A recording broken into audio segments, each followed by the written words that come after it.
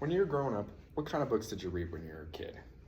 For some, it was classics such as Swiss Family Robinson, Moby Dick, or The Wizard of Oz. For others, it might have been more thrilling pieces like Hunger Games or Harry Potter. For me, when I was growing up, it was graphic novels. These books were very precious to me and my friends, and we'd go absolutely feral when we had the ability to read them in class. Diary of a Wimpy Kid and Captain Underpants were probably two of the most memorable titles, but the list goes far beyond those, and it's still increasing to this day. However, these same books, which once thrilled us and fueled our love for reading, now have found their way onto lists of banned literature.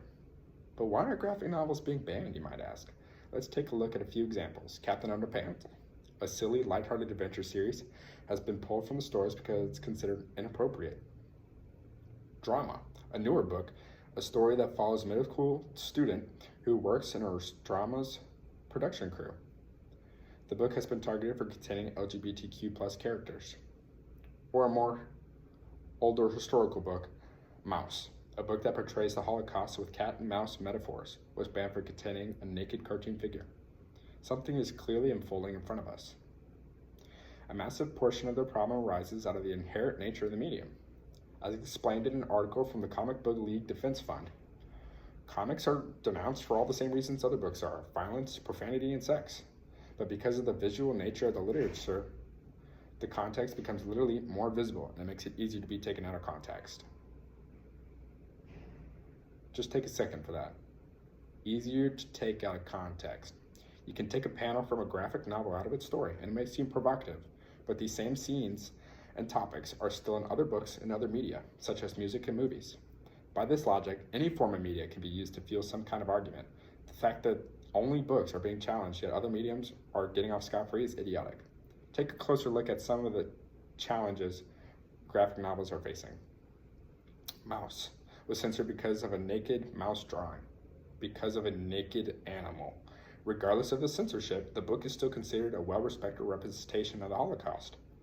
Funhouse is banned for topics of exploration of sexuality and identity, yet it's a powerful piece that helped many young readers understand themselves. Nimona, we read this one in class, by N.D. Stevenson, has been challenged for including LGBTQ+ representation and fantasy violence. These themes are common in other genres, yet scrutinized more heavily here. Captain Underpants has been flagged for containing offensive language and encouraging rebellion, yet it's often a child's first favorite book. Drama is a story that takes place in middle school, was challenged due to the presence of a gay character. These stories are being suppressed, not because they are a danger to society, but because they are honest. What does this all mean? This shows that graphic novels are in the middle of a cultural clash between fear and necessity for young viewers. According to research from Washington University, libraries as a whole are generally not advocating for comics as real reading. This mindset has consequences. When institutions treat graphic novels as a lesser form of literature, it makes it easier for those who want them to succeed. The same article then notes that there is a lack of literacy about how to read and understand graphic material, and that the real issue at hand is not the books themselves, but it's how we interact with them. Graphic novels challenge us as individuals to see the world differently. They're accessible to a wide range of readers, diverse in genre and emotionally resonant. If we continue to let fear tell us what we should and shouldn't have on our bookshelves, we are not protecting our kids, but harming them by limiting them. But there is hope for this scary future. Libraries, teachers, students, and authors are fighting back, organizing banned book clubs, speaking at school board meetings, and refusing to let these stories disappear without a fight. Stories matter, and graphic novels matter more than now than ever. Here's what I ask from you. Don't assume a graphic novel is just for fun or childish, or that it's less valuable than any other form of literature. When you hear that a book is being challenged, don't turn the other way. Ask yourself why.